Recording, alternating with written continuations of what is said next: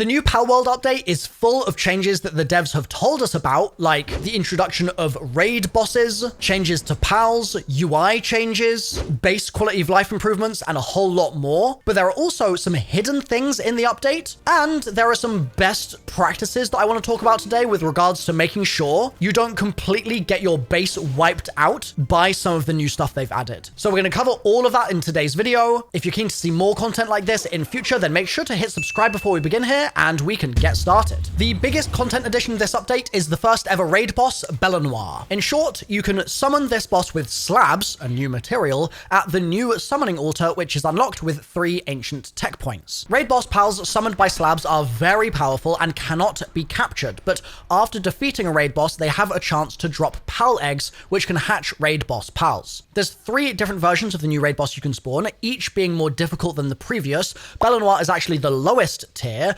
followed by Belenoir Libero, and then the hardest being Belenoir Libero Ultra. We'll get into exactly how to spawn the raid boss later, as you need to find specific materials to spawn them in, so stay tuned for that. They've also added a bunch of new items, so we're going to quickly run through that now. There's a new training manual, which allows you to give experience points to pals. All the new item unlocks are unlocked with ancient technology points, so future updates will probably also put new unlocks in the ancient tech tab. The good news here being that they've added ancient technical manuals that give you ancient tech points, and those can be found randomly inside dungeon chests. Also, previously there were no meds that healed the player, which I thought was kind of strange, to be honest. But now there's 3 added types of meds that all heal the player over time. For those of you that are respawn penalty players, you've probably found it to be annoying that you have to find a Great Eagle statue to teleport, but now there's a new item, Homeward Thundercloud, that when used will instantly teleport you to your nearest base. There's a new item, Ability Glasses, which have been added, and when equipped, you can see pals' stats with them, and they cost 4 ancient tech points. There's new stat boosting items, the Power Fruit, Life Fruit, Stout Fruit, and these items will boost pals' stats when used. Also, I think we can all agree that our pals like to get ahead of themselves and kill pals right as you're about to capture them, but thankfully they've added a new passive for pals called Mercy Hit, and pals with this passive cannot reduce enemy HP below 1 when attacking. How merciful of them. Now, unfortunately,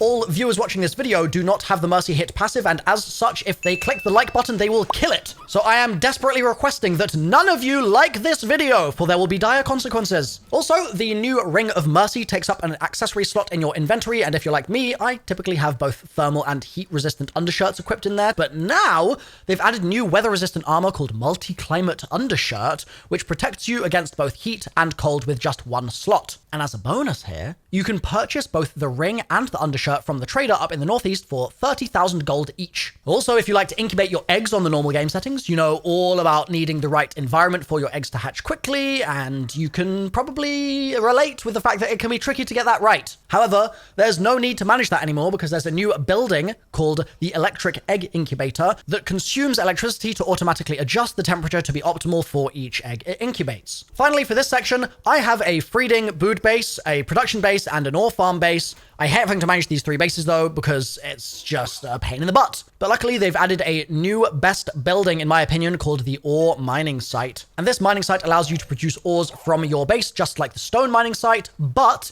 there's 2 levels to unlock for the ore mining site, and you must unlock the first level before you can make the second level. The first thing I did when I started my game today was unlock this and completely destroy my ore farming base. And that means I now only have 2 locations to manage, which is dreamy. So let's now talk about some of the amazing updates to pals. First off, we all know the pain of farming pal fluids and high quality pal oil. The only way to get it is by hunting the pals that drop these items, and it's just annoying. But they've made it so that Kelpsea can now produce pal fluids at the ranch, and Dumud produces high quality pal oil at the ranch as well. Thank you, devs. Also, despite having farms and ore mining sites, you might find yourself mining ores yourself every once in a while, doing a little bit of manual labor, but you can now reduce the weight of metal ore while riding Serpent Terra, making that process just a little bit easier. Also, I think that the devs just generally really want people to move away from having a dedicated ore farming base, and honestly, all it took for me was seeing the ore mining site to delete that base, as I already mentioned, right? But maybe you need some more convincing, okay? And this is maybe going to push you in that direction. While riding Astagon, the amount of ore dropped is increased. And I mean, you can put the pieces together here, people, and get rid of your dedicated ore farming bases. Also, in a previous update, they made it so pals with higher star levels from the essence condenser would contribute more when condensed into another lower level pal, but the problem was that they could only contribute enough to level up another pal by 1 star, even if the one being consumed was a 4 star. Like, it was a poor use of your sort of pal resources almost. But they've changed that with this update, so you can now raise a pal's rank to the maximum level with a single synthesis using the pal essence condenser. And a bonus also is that negative pal status will now be resolved after spending some time in the pal box, so you no longer have to worry about that in the same way either. The UI has had some updates as well. We're going to run through those now. First of all, one of the best ways to level up is by capturing 10 of a specific pal, right? We all know this. I've talked about it in my other tips and tricks videos for Palworld, which are linked in the corner of the screen right now and in the description down below. But the problem was, it was impossible to tell how many of a pal you had captured unless you checked, like you actually manually did it or you captured a pal. But now you don't need to waste a sphere to check, because while aiming a sphere, it will now display how many of the target pal has been already captured. Wonderful quality of life fix this. Thank you, devs. Also, you can check the cooldowns on partner skills for all of your pals on the main screen, and equipment and item stats are now visible on the technology screen, even if you've not unlocked them first. Also, the dreaded tutorial located on the top right of the screen has been improved and renamed to Journey. They've added way more objectives to the journey to guide you through the game and past the first Syndicate Tower. However, I personally hate looking at it when I have no intention of completing the next objective, and you can now show and hide the journey in the game options. Peace at last. Also, final UI change here. Damage number display sizes can be changed in the game options, and the developers recommend that before you join a raid boss battle, you decrease the size because the numbers tend to overlap a lot. For the player, they've done 1 or 2 little small things. Items dropped by players after death on a dedicated server can now be picked up by anyone after 24 hours of real time have passed, and they've added a new sleeping player emote as well. Bases have had a bunch of amazing updates. You don't want to miss these. So since Palworld's release, first of all, I think we've all had trouble with trying to get our best pals to actually work on the right tasks, right? This is a problem for the ages. And sure, you can throw them at a task, but that doesn't mean that they'll stay or even start working said task. And that means that we have to use pals that are worse than others at a specific task because it made more sense to pick ones with a single work suitability. And so we were basically just trying to get pals to do stuff despite what the pals seemed to be intending to do at any given time. However, they finally made it so you can allow or disallow certain work for base pals at the monitoring stand. And another thing that's been sorted out here that was so frustrating before,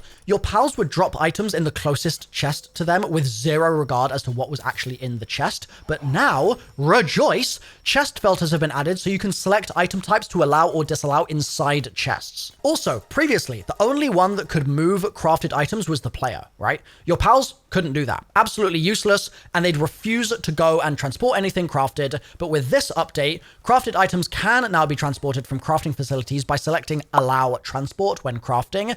And once the crafting is finished, transport pals will then bring those items to chests, which is just delicious. Also, no longer do you need to make new worlds to create a new character. Instead, you can edit your character's appearance at any time by using the Antique Dresser, unlocked with 1 ancient tech point. And if you've had issues with base building since release, building piece placement rules have now been relaxed. So you can now connect stairs facing upwards, you can have roof pieces which directly connect to foundations, and triangular walls can now be connected to stairs. They've also made it so you can completely disrespect your pals if you feel so inclined. You can force them to cancel their break, for example, by picking them up and throwing them towards a facility, and they'll start working again. Make sure you're only doing this if you're feeding them good food, though. And to be specific, that's food that recovers sanity like a salad. Okay, balance. So we're going to get to some cool hidden changes in a moment here, followed by what you need to avoid in this update so you don't lose your base. And we'll also be talking in depth about Belenoir, like I said, right? But quickly, just some balance adjustments. Number 1, you no longer need to take off your heat-resistant armor when it's cold at night in the starting areas because minimum heat and cold resistance have been added to various armor. Number 2, eggs now have a small chance to produce alpha pals. Number 3, they've reduced the button press time in the egg incubator.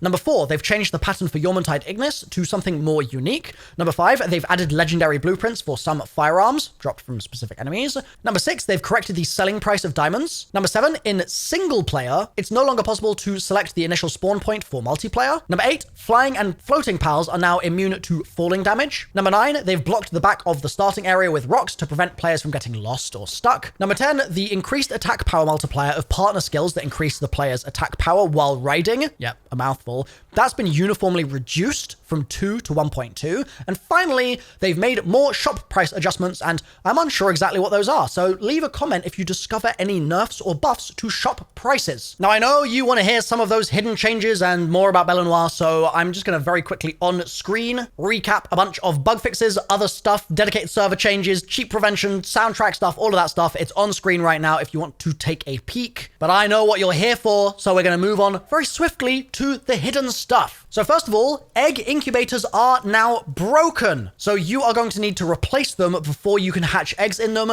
Don't make the mistake of just leaving them, expecting them to do their job, because they won't. They are broken right now. So replace them and then they should work okay. Second, farming for polymer and circuit boards is a bit of a pain in the ass, right? None of us really like doing that. Reason being, the best way to get them is crafting. But now, you can actually get them really efficiently as drops from Brothers for the Eternal Pyre and PGRU Executioners. They've also added new icons to a bunch of items, including the thermal undershirt, milk, and fiber. And they've also added a new layer of customizability for Pal Souls at the Crusher, so you can now craft small or medium or large Pal Souls there. Another really nice quality of life change that they didn't mention in the patch notes is the Ancient Civilization parts now have models when dropped on the ground. Finally, have you ever noticed how much health a captured tower boss had in comparison to other pals in the game? It was like 100 times the normal amount of health that they should have had, but they're now fixed and they have just a few thousand max. So those are some bits and pieces that they didn't mention in the patch notes. Now let's talk about Belenoir. So, they told us we need to craft slabs to spawn in Belenoir and other future raid bosses, right? That's in the patch notes. But how do we actually do that? And how do we spawn in the different difficulties I mentioned, right? There's an easy one, like I said, and then hard and ultra difficulty. First off, to craft a slab, we must first find 4 slab fragments, and you must have a fragment to be able to see the slab craftable in crafting benches.